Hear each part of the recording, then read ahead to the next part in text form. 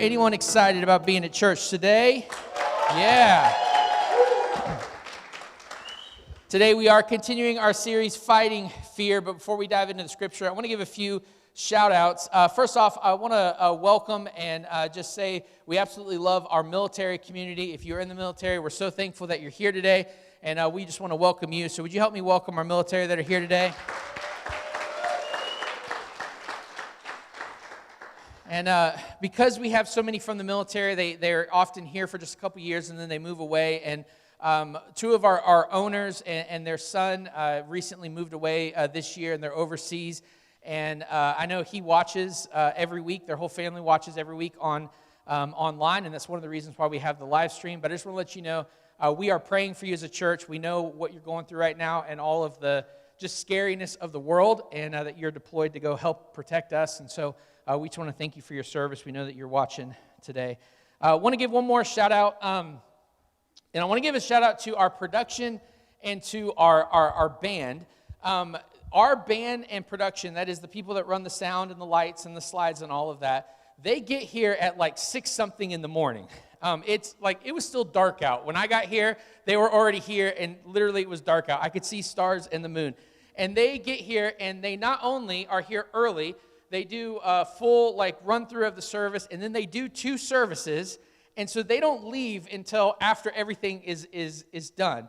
And they are a huge part of ushering God's presence and making sure that we're ready to hear God's word. And I just wanted to say thank you to them and give them a shout out. Would you help me thank our production and band?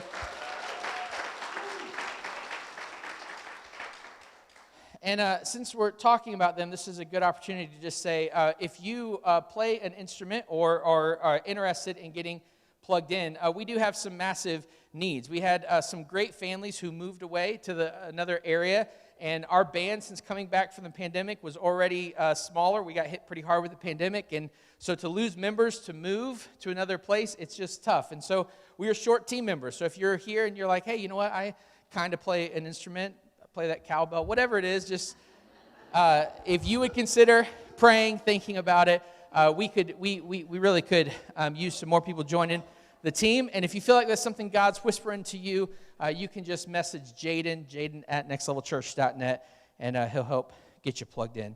Well, today we're continuing our series, Fighting Fear, and I want to start things off by reading a quote, but I want to give you some context about who said this quote. Because oftentimes when you read a quote and you don't know who said it, you could be like, oh, it's easy for them to say. They haven't really lived life, or they haven't been through my experiences. And so I want to give you the backstory of the person that said this quote. Elisabeth Elliot was an amazing woman of God. She was a speaker, author, wrote multiple books. But she came onto the mainstream because her and her husband were missionaries in Ecuador. And they felt the call in their school to go overseas to Ecuador and to preach the gospel to people who had never heard of Jesus before. And they make contact with this little village, and they give them gifts, and they build relationships, and things are going great until one day, a girl from the village becomes jealous, and she spreads a lie to the rest of the villagers that these missionaries are evil and they've done something bad. So the villagers rise up, and the men who can fight rise up, and they end up attacking the missionaries, and they kill 5 men missionaries, including Elisabeth Elliot's husband. She, at the time, had just had a kid, their first child. So she's on the mission field, doing the Lord's work, and now the people they're trying to reach have literally speared and killed her husband and the other 5 missionaries. Now, I don't know how you would respond to that, but I probably would go home if that was me. I would just be like, okay, God, I don't know what's up. This is unfair. This is just not right. But she doesn't go home. She ends up continually seeking out to reach this village. And she builds a relationship with them, and she ends up leading almost the entire village to Christ, and they become a Christian village, and they literally change their name and form a new identity. So when I tell you this quote, this is not from someone who hasn't lived a hard life. This is not from someone who hasn't experienced some things and gone through some things. This is someone who has dealt with scary stuff and dealt with hard things in life. So with that context, Elisabeth Elliot says this: fear arises when we imagine everything depends on us. Now, this isn't said by someone who's never dealt with fears or anxiety or worry. This is dealt with someone who literally had her husband killed while on the mission field. And fear arises when we think it all depends on us. When we think we're in control, when we think that only things are going to get done if I do it. If we think everything is my responsibility, if we try to carry the weight of the world, it will overwhelm us. And we often become afraid because we think, it's all up to me. I've got to do this. So then what happens is when we think that we have to do everything and everything depends on us, when a situation is bigger than something that we can control, we become afraid. So what we like to do is we like to keep life safe. We like to keep life just simple because we can control those things. The big scary things we cannot control. There's a quote by H.P. Lovecraft. He says, "The oldest and strongest emotion of mankind is fear. And the oldest and strongest kind of fear is fear of the unknown." Why are we so afraid of the unknown? Because we can't control it. We love to control things. We love to think that we are the ones that are ruling everything, that everything only gets done if I do it. And all of a sudden something unknown happens, we become afraid because it's a reminder that we're really small and we're not in control. And so often, the fear of the unknown causes us to lead with no. The fear of the unknown causes us to live a safe life and reject things, even good things. And this fear of the unknown is something that most of us didn't have to learn. We were born with it. We're born scared, fearful creatures. I remember when my kids were much younger. They were probably around the age of 3 years old. And I was making cookies in the kitchen. And I realized that they had never experienced cookie dough, raw cookie dough. Salmonella-filled cookie dough, the good stuff you give to kids. And so I said, "Hey, Reese and Hayden, would you like to try some cookie dough?" And they come over to the counter and they look at it, and they both say, they're twins, they both say, "No, me not like cookie dough." And I said, "How do you know? You've never had it." "I just know. I just know I don't like it." "No, but this is good. You like cookies, don't you?" "Yes." "This is like cookies before they become cookies. It's good." "No, me not like it." It took me years to convince my kids to try cookie dough. Why? Because it was unknown. They never had it before. But the fear of the unknown caused them to say no to something that they actually would later come to love. And I wonder how often in our lives we're saying no to things because it's unknown, because it's scary, because we can't control it. And we're just worried, well, if I can't control it, if I can't be the one that directs that ship, then I'm just going to lead with no. I'm just going to play it. I'm going to play it safe. If you're taking notes, I encourage you to write this down. Fear leads you to waste energy worrying about outcomes no one can predict. It paralyzes you from living a worthwhile life. Fear does often protect us, but when fear becomes the primary voice that we listen to, it ends up not just protecting us, it ends up hindering us from living a worthwhile life. Not all fear is bad. Sometimes you need to listen to the voice of fear.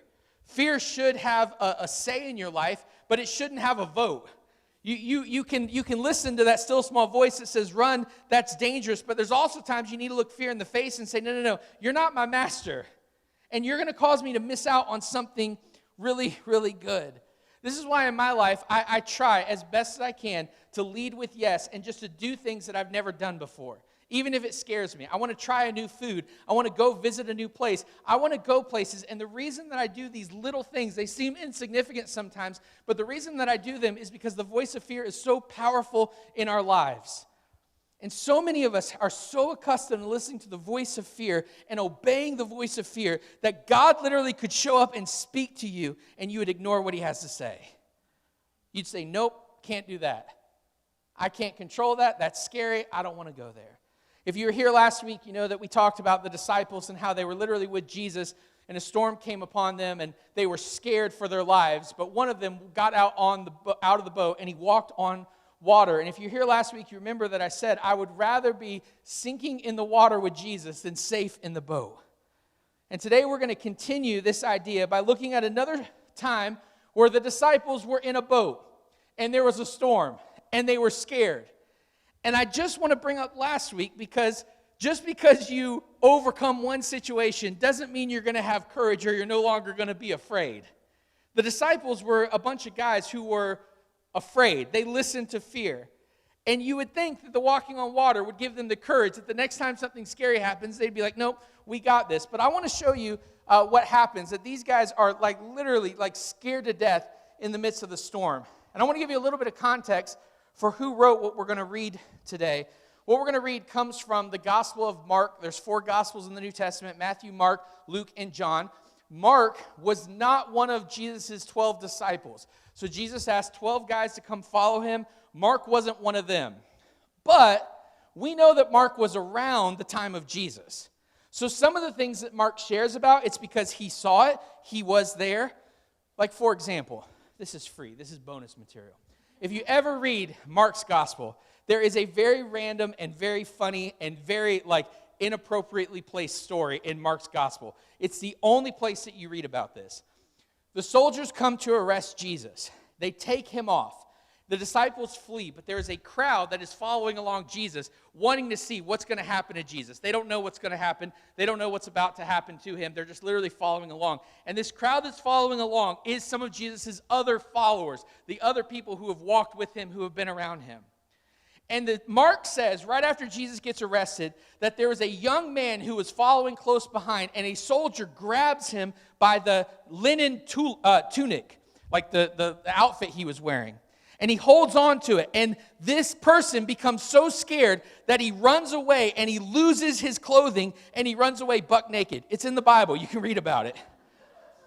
And it's a very funny text, and it adds nothing to the story. Like, you're reading about it and you're like, this is suspenseful. They just arrested Jesus. What's going to happen? Why is this random naked guy in here? And a lot of scholars believe that the only reason that little tiny tale is in the text is because Mark is saying, hey, everyone that was around, y'all know about the naked guy that ran away. That was me. It's a way of inserting himself into the text. So a lot of people believe that Mark, even though he wasn't one of the 12, he was one of Jesus' followers. Now, we know for sure, even if naked guy wasn't Mark, we know for sure that he was very close friends with Peter. We also know that at the end of Paul's life, who Paul was a primetime player, he calls for Mark and asks for Mark to come and minister to him. So Mark was around all of these things. So even if he didn't eyewitness it, he at least heard it from Peter. So this is a very, we can trust this account. This isn't someone that's like passed down from legend or passed down from parent to grandparent. This is someone who was around, who experienced the stuff of Jesus. Now, with that context, let's look at Mark chapter 4, verses 35 through 37. That day, when evening came, he said to his disciples, "Let us go over to the other side." Leaving the crowd behind, they took him along, just as he was, in the boat. There were also other boats with him. Let me stop there just for a second. Who cares if there were other boats with him? This doesn't matter unless Mark was on one of these other boats. Could this be a way of Mark saying, hey guys, I know that you doubt all these things of Jesus, and I know you doubt these miracles, and I know you doubt all this stuff, but I was there. I was on the other boat. I saw what we're about to experience. A furious squall came up, and the waves broke over the boat so that it was nearly swamped. So the disciples leave ministry. Jesus is with them. They're on the boat. There's some other boats. We don't know who else is on the other boats. But as they're on the boats, a squall comes upon them. Squall is a very underused word in our society today. It's a fun word. Like, it's just fun to say. Squall. Squall. A squall. I don't really know what a squall is. We don't talk a lot about squalls. But according to the definition, a squall is either a sudden violent gust of wind, especially one bringing rain, or it's a baby or small child crying noisily and continuously. Both of those things can make men become afraid. I think context tells us that it was not a kid that was crying on the boat. I think it can tell us that it was a storm. But what's interesting about this is, if you were here last week, you heard me mention this. The guys that are on the boat are not amateurs. They're professional fishermen. They've dealt with squalls before. They've dealt with storms before. And yet a storm comes upon them, and they are afraid. But remember, the text started off and it told us who was with them. Jesus is on the boat. Now, you would think that these would be guys who have said, hey, we've seen you do miracles before. We've seen you calm storms before. We've seen you walk on water. You'd think that they would be like, hey, you got this. We're just thankful you're in the boat with us. But watch what happens. Mark 4:38. Jesus was in the stern, sleeping on a cushion. The disciples woke him and said, "Teacher, don't you care if we drown?" They go to find Jesus in the boat, and Jesus is sleeping. Now, I think that this is really important because Some of us have experienced God when we've really needed him, and we feel like he's asleep. Now, the scripture says that God doesn't sleep nor slumber. We know that Jesus was the human form of God, so Jesus needed sleep. But have you ever been in a situation where you're like, okay, God, now would be a good time for you to show up. What are you doing? Hey, God, there's some big problems in this world. I'm worried about them. God, I can't control this situation. God, do you see what they just said on the news? There are some circumstances and instances in our lives where we just feel like God is distant. And I want you to know that you're not the first person who has felt like God was asleep. The disciples literally experienced it. There's a squall. Jesus were scared. Let's see how Jesus responds to this. Mark 4:38. Jesus was in the stern sleeping on a cushion. Disciples woke him and said, "Teacher, don't you care if we drown?" So they wake Jesus up and they ask him a question. Don't you care if we drown? One thing that I love about God is that God's big enough to handle our really stupid questions. And I think God knows we're human. And I know that most of us aren't children, anymore, but a lot of us have childlike faith. We're kids, and when we become scared, we say really dumb stuff. We say things like, God, don't you care? God, don't you care that I'm going through this situation? God, don't you care? We've been praying for months. We've been praying for years. Don't you care? Where are you at? You asleep, God? God, don't you care that we've been asking you for a baby and we can't have one? God, don't you care that my marriage is falling apart? God, don't you care? I'm scared. God, don't you care that I'm getting ready to wrap up college and I don't have a fat clue what I'm going to do? Don't you care? God, don't you care that the world's at war? Like, this is crazy. Like, don't you care? God, don't you care that we're going through some things? We're scared. We need your help. Don't you care? The disciples are incredibly afraid. And the answer to the question, don't you care, is yes, Jesus does care. He does care. He cares more than you could ever imagine. The problem is that in the storm, we can't see what he's doing, and we realize we're not in control, and so we become afraid, so we become irrational. The question if Jesus cares is birthed out of a lack of faith. A better question to ask is, Jesus, what do you want me to do in the face of fear? Because Jesus does care. Why are you going through the storm? I don't know. Maybe it's your fault. You made some bad decisions. Maybe it's someone else's fault. They made some bad decisions. Maybe it's just because we're in a crazy, broken world and no one did anything wrong. You're just in the storm. A squall has come upon you. And the question in those moments is, God, don't you care? It's the wrong question to ask because it's wanting to put blame on God. It's wanting to play a victim and saying, God, why don't you do your job? But God is in control, not us. So when we become afraid, instead of saying, God, don't you care, we need to say, God, what do you want me to do? What do you want me to do in the face of this fear? God, I'm scared to ask for help, but what do you want me to do? You want me to go see a counselor? Okay, I'll do it.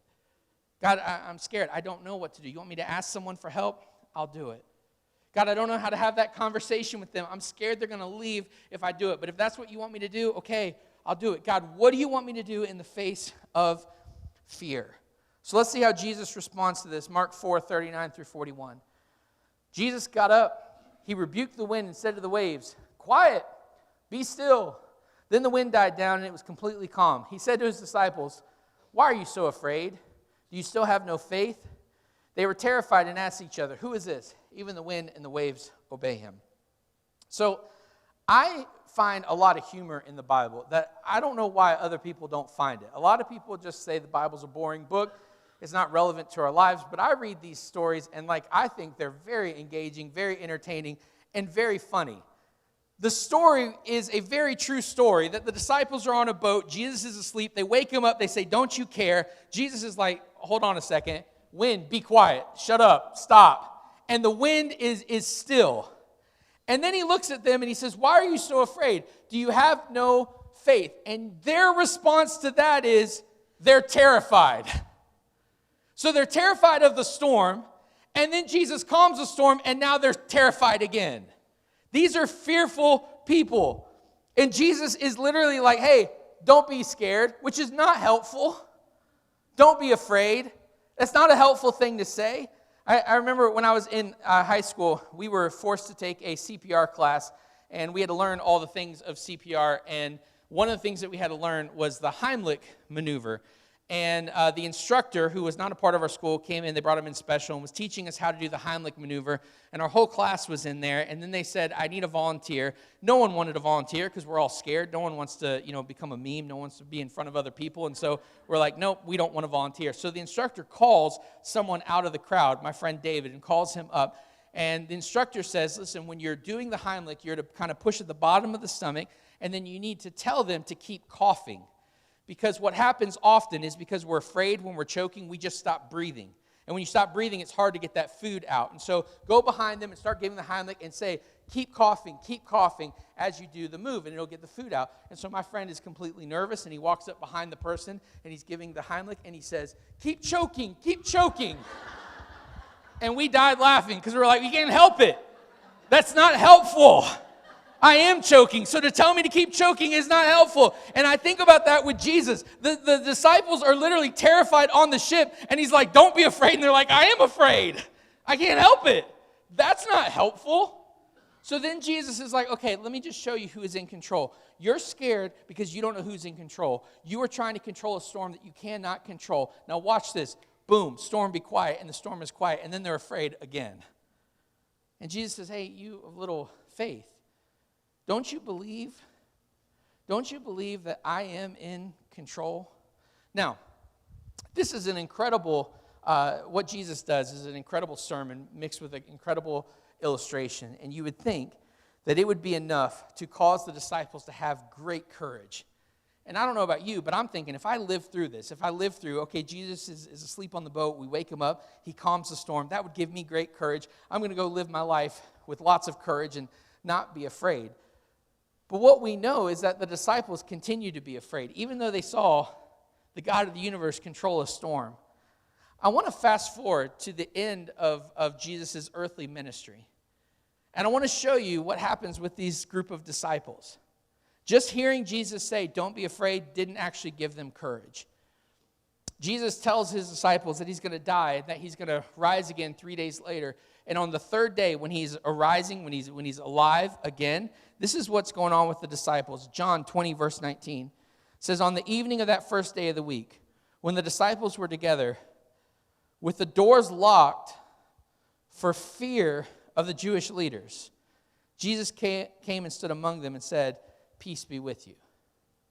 So the same guys that were in the boat and saw Jesus calm the storm now have seen a guy who says, hey, I'm going to die but rise again. On the day that he's supposed to rise again, instead of being with anticipation and excitement and going to the tomb to find Jesus, where are they? They're locked in a room with the doors closed.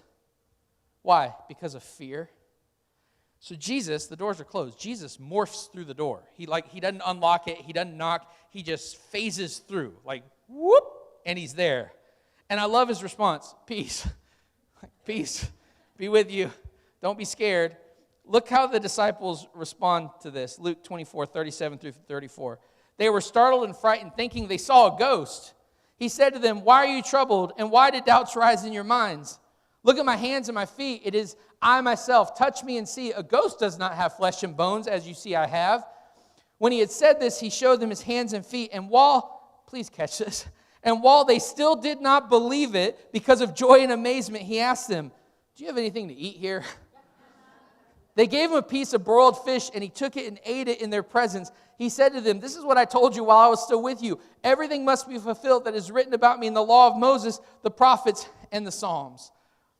So the disciples have experienced multiple times where Jesus tells them, do not be afraid, and yet they're still afraid. And Jesus tells them, I'm going to die, but I'm going to rise again. And they're still afraid. And they lock the doors, and they're hiding out in the safety of a house. And Jesus is like, you guys still don't get this. So he morphs through the house, and he's like, peace be with you. And they declare it's a ghost. Well, if you were here last week, how did that work out for them? And why do they think so much about ghosts? These are perfect stories for October.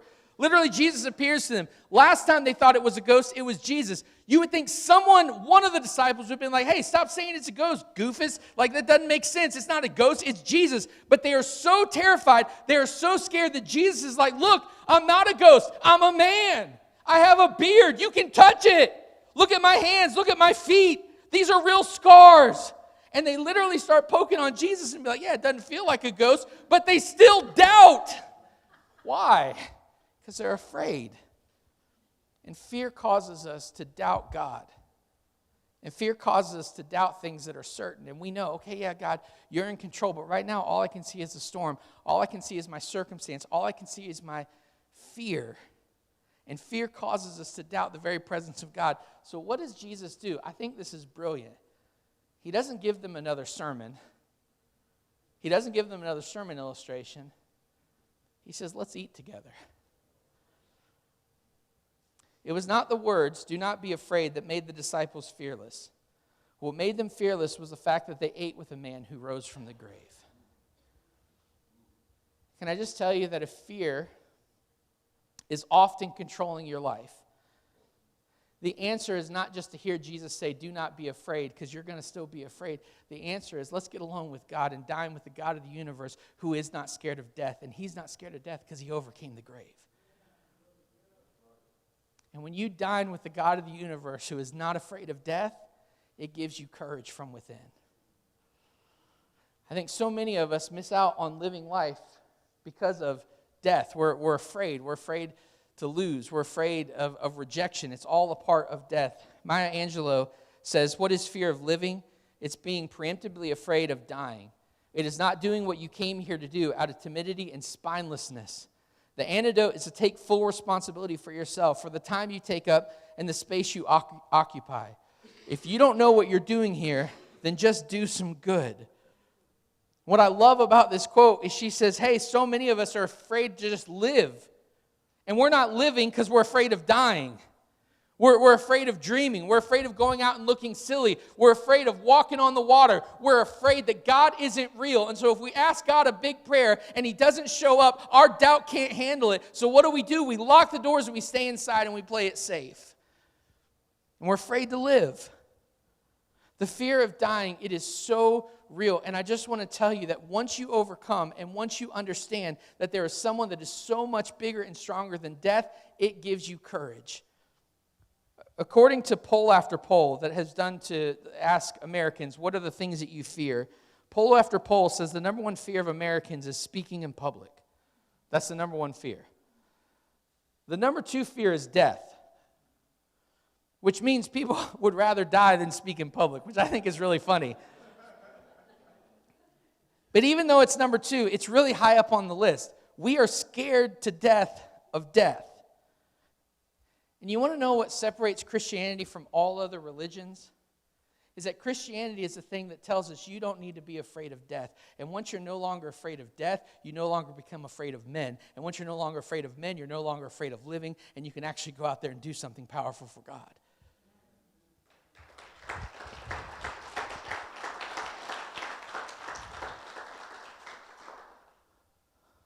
Look at one of the earliest letters written to some of the very first Christians, Hebrews 2:14 through 15. It says, since the children have flesh and blood, he too shared in their humanity, so that by his death he might break the power of him who holds the power of death, that is the devil, and free those who all their lives were held in slavery by the fear of death. So why did Jesus become a man? To free us from the fear of death. He overcame death on the cross, so that we no longer have to be a slave to fear. So I want to ask you a question.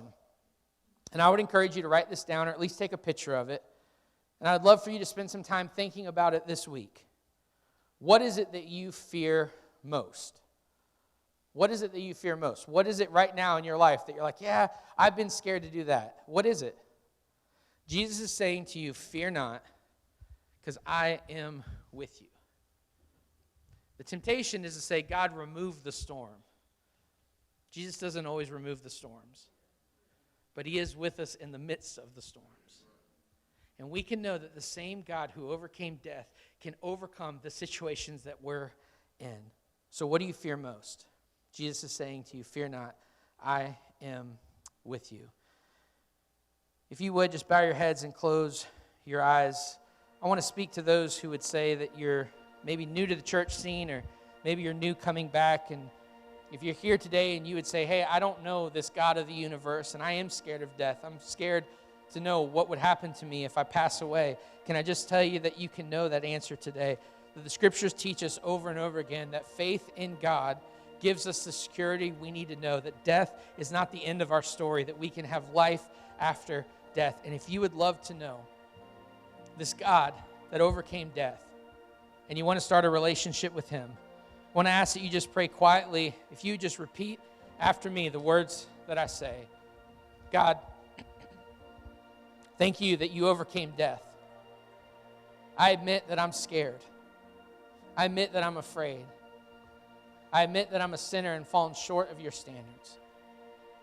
God, I ask in Jesus' name that you would save me. Thank you for your forgiveness. Help me to not be afraid. And help me to live for you all the days of my life. In Jesus' name, amen.